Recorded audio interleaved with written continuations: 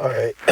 Shalom. First and foremost, I want to give all praise, honor, and glory to Yahweh, Bahashem, Yahweh Shah, Bahashem, Kakodash. I want to give double honors to the apostles and elders of Great Millstone who taught us his truth and continually teach us his truth.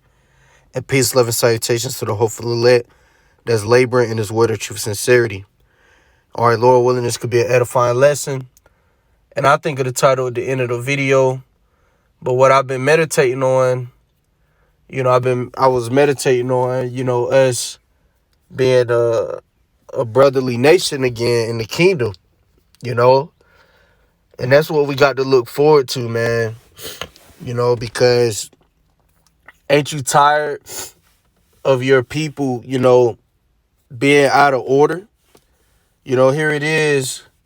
We are Israelites, so-called Negroes, Latinos, and Native Americans. But the only ones you could trust is the brothers, man. I live amongst Jake, but you can't trust niggas, man. Niggas will plot on you, plot on talking to your woman, set you up, which ultimately is the curses. And the beautiful thing about the kingdom is that all of these curses is going to be put on our enemies, which first I want to start off with this, then I get that. This is Deuteronomy chapter 28, verse 54. And this is one of the curses, man. You read verse 15 through 68. All these curses are on us to this day. It says these curses shall be upon thee and for a sign and a wonder. So this is how you know that, the so-called Negroes, Latinos, and Native Americans are the Israelites. But this is verse 54. It says, so that the man that is tender among you and very delicate, his eye shall be evil toward his brother, and, when you go back to the time of King David, and Saul's son, what was his name? Jonathan, I think. You could correct me if I'm wrong. But King Saul's son, it said that their love was greater than woman. Meaning they had a strong brotherly love, a strong brotherly connection, and it was so powerful that even women couldn't come between it. Because you look at today, man, Jake is quick to cross his brother out for a woman, but that's that strong brotherly love that King David and Jonathan had, we're going to have amongst each other as a nation in the kingdom, man. You look at our people today, man, the Latin tribes, hate the Southern Kingdom. The Southern Kingdom hate the Northern Kingdom. And this is all, because of the split with Rehoboam and Jeroboam, that hatred is still going on to this day. As you look at the youth, they starting to, really come together, but it's still in wickedness, man. And it's still a lot of evil going on amongst our people, man. And this is the curses, which I'm going to read this again. It says, so that the man that is tender among you and very delicate, his eye shall be evil toward his brother and toward the wife of his bosom and toward the remnant of his children, which he shall leave. So meaning the households is going to be jacked up, man. We just destroyed as a people. And that's why we need our Savior, Yahushua, man. And that's why we hope that this is our last year in captivity, man, because this is not life, and that's one of the things that Jake is looking forward to, man. Yeah, the things that's pleasing to a man is very simple to please an Israelite, man. We always speak about, women, because we so deprived, and riches. But the Lord gonna give us more than that, man. And what I'm focusing on in this lesson is, we're gonna be brotherly again. You ain't gonna have to worry about a nigga. It ain't gonna be no such thing as a nigga in the kingdom, man. Ain't gonna be no such thing. Ain't gonna be no Chief Keefs, no Lil Durks. Ain't gonna be none of that, man. You ain't gonna have to worry about your brother, plotting on your woman or plotting on you, you know, plotting to steal what you got. Nah, man, because all these curses is gonna be lifted off of us and put on our enemies. This is Deuteronomy chapter 30, verse 7. And the Lord thy power will put all these curses upon thy enemies and on them that hate thee, which persecute thee. So all the curses that overtook in us, Yahweh Shem Yahushua, not only is he going to lift them off of us, but he's going to put them on our enemies, man. So our enemies, they're going to be jacked up. They're going to be, going through what we went through, which we're going to teach them, the law, statutes, and commandments. We're going to teach them to be brotherly and, to be how we be, but they're still, that 1,000 years, man. Even after that, they still gonna be mortals, man. And these curses gonna be upon them.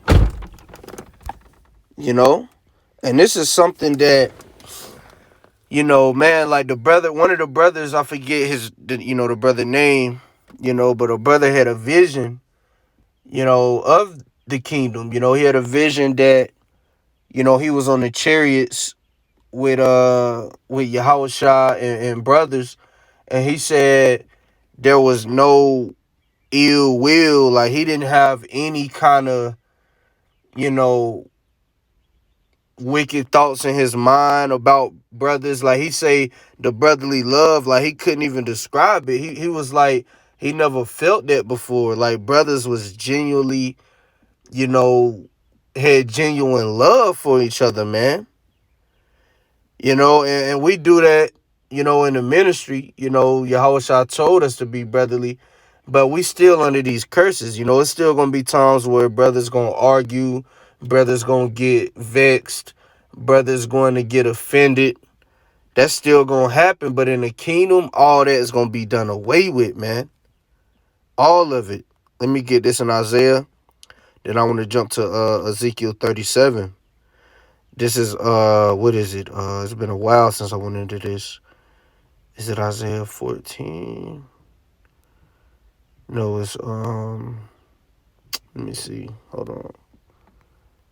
Let me just type it in. Oh, Isaiah 11. Okay. This Isaiah chapter 11, verse 13. It says, the envy also of Ephraim shall depart, and the adversaries of Judah shall be cut off. It says, Ephraim shall not envy Judah, and Judah shall not vex Ephraim. And these are the two kingdoms, the southern kingdom and the northern kingdom. Okay? The southern kingdom is not going to vex Ephraim, and the northern kingdom is not going to envy Judah, man. These are two things that's keeping us from being a nation, these curses, this hatred that our people have for another, man. And then not only do we hate each other, but the whole world hates us, man. All these other nations are against us. So it's like we just, we in a failure state right now. But Thawada Yahweh Shem Yahushua for putting that breath of life back in his men, man. Beginning with Abba Bivens on down, man. The Lord has his prophets here, which shows you that the kingdom is coming, man. Yahweh Shah is coming soon. Lord willing, this is the year. So that this can be fulfilled, man. Let me get Ezekiel 37. All right, this is Ezekiel chapter 37. And I'm going to just go straight to the point. This is Ezekiel chapter 37. Verse, I'm going to start at verse 15, which I may read there all the way down. It says, the word of the Lord came again unto me, saying, moreover, thou son of man, take thee one stick and write upon it for Judah and for the children of Israel, his companions. Then take another stick and write upon it for Joseph, the stick of Ephraim, and for all the house of Israel, his companions. And this is why we use the 12 tribe chart today. And this is how you know that this was something that was meant for us today, because during the time of Ezekiel, man, our people knew that they were Israelites. You know, it's in today's time, today's age, where our people don't know and they don't consider. You know, it says, and join them one to another into one stick, and they shall become one in thy hand. Once again, that's why we had the 12 tribe chart. It says, and when the children of thy people shall speak unto thee, saying, wilt thou not shew us what thou meanest by these? Say unto them, thus saith the Lord, Yahweh Bashim Yahushua, behold, I will take the stick of Joseph, which is in the hand of Ephraim, and the tribes of Israel, his fellows, and will put them with him, even the stick of Judah, and make them one stick, and they shall be one in my hand. And the sticks whereon thou writest shall be in thy hand before their eyes. And say unto them, thus saith the Lord, Yahweh Bashim Yahushua, behold, I will take the children of Israel from among the heathen, whither they be gone, and will gather them on every side and bring them into their own land.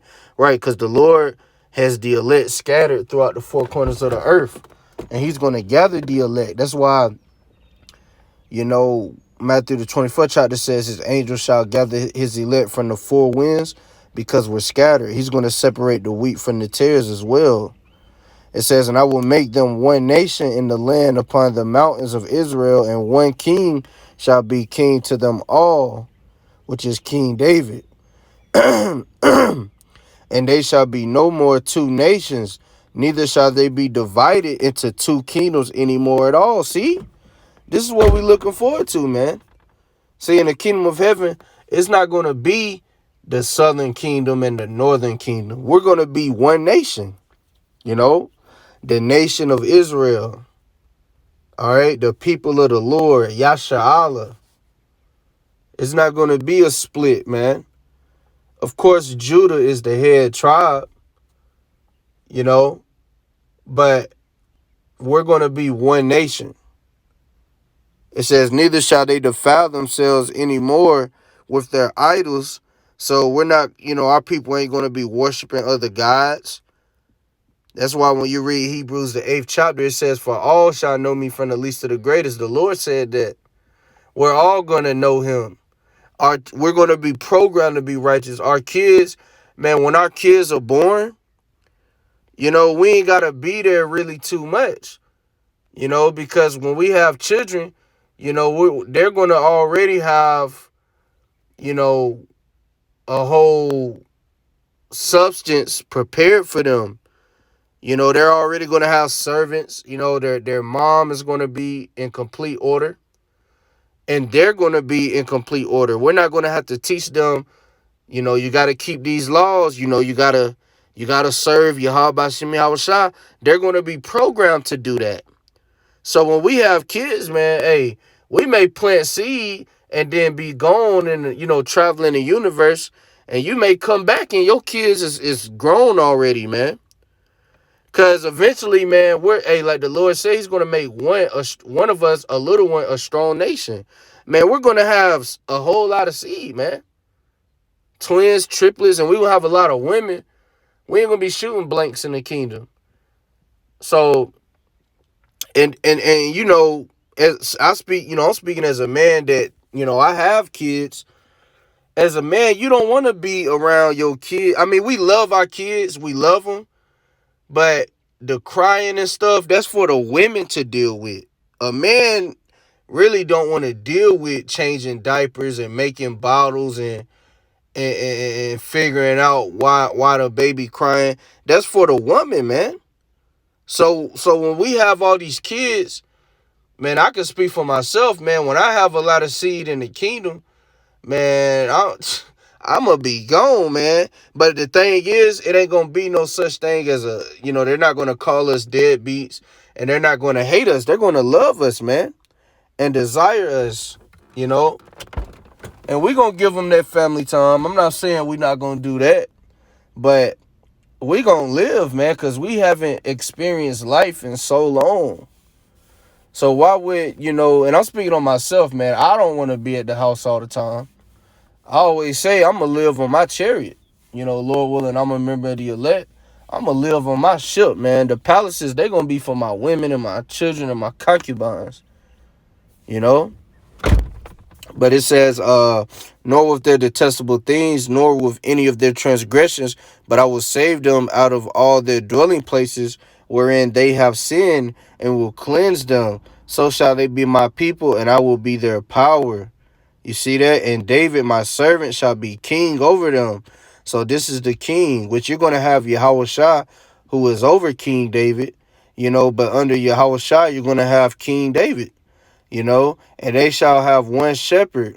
They shall also walk on my judgments and observe my statutes and do them. You see that? We're going to be 100% perfect, like Hebrews the 8th chapter says. You know, and that's why it's important for a household to have a mom and a father. Because a father, you know, pushes discipline and chastisement. You know, the mom nurtures, you know. But see, in the kingdom, our children are going to be born holy. So we're not going to have to teach them the law, statutes, and commandments, like I said, man. We're not going to have to teach them to serve Yahweh Bashim Yahushua. They're going to know already. Which that's a beautiful thing, man. That's a beautiful thing. Because the reason why we would go into captivity is because, you know, the generation after, you know, after the Lord then corrected us, he done sent his prophets. The generation after would serve other gods.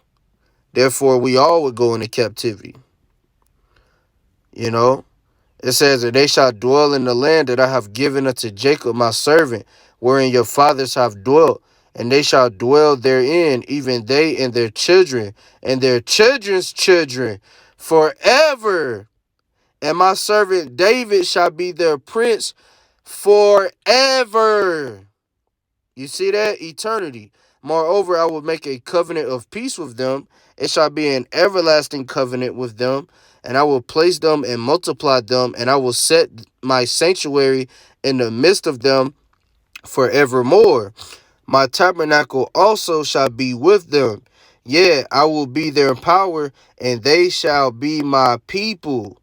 And the heathen shall know that I, the Lord, do sanctify Israel when my sanctuary shall be in the midst of them forevermore. You see that? You know, this is what we got to look forward to. You know, our nation being in 100% order, serving Yahweh Bashim Yahushua, man. Being brotherly, having love for another, man. Ain't gonna be no such thing as a nigga in the kingdom, man.